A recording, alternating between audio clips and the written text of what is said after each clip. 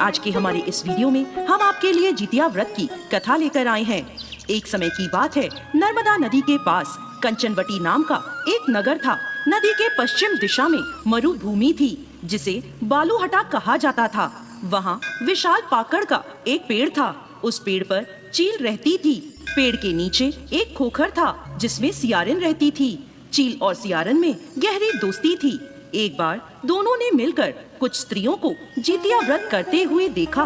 तब उन्होंने यह व्रत करने का संकल्प लिया। फिर दोनों ने भगवान ज्योतवाहन की पूजा करने के लिए निर्जला व्रत रखा।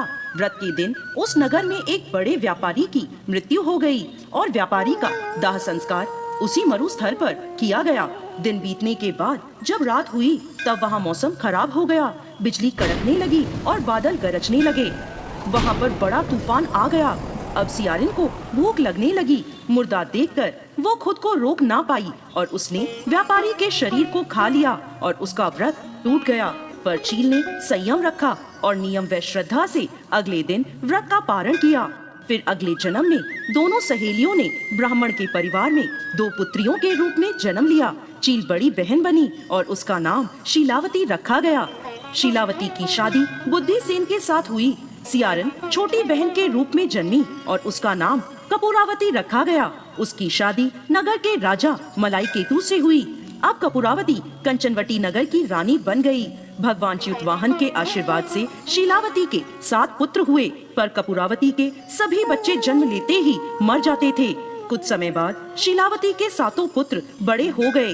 वह सभी राजा के दरबार में काम करने लगे। कपूरावती के मन में उन्हें देखकर ईर्ष्या की भावना आ गई और उसने राजा से कहकर शीलावती के सभी पुत्रों के सर कटवा दिए और उन्हें 7 नए बर्तन मंगवाकर उनमें रख दिया और लाल कपड़े से ढककर शीलावती के पास भिजवा दिया। यह देखकर भगवान ज्योतवाहन ने मिट्टी से 7 भाइयों के सिर बनाए और सभी के सिर को उनके धड़ से जोड़कर उन पर अमृत छिड़क दिया, जिससे सभी में जान आ गई और शीलावती के 7 पुत्र जिंदा हो गए और अपने घर लौट आए। जो कटे हुए सिर रानी ने भेजे थे वो फल बन गए।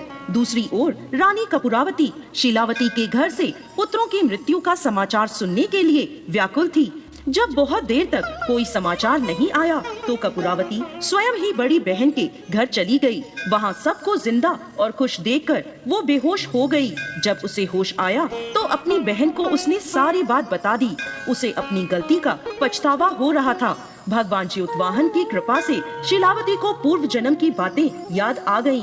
वो कपूरावती को लेकर उसी पाकड़ के पेड़ के पास गई और उसे सारी बात बताई। यह सुनकर कपूरावती उसी समय मृत्यु को प्राप्त हुई।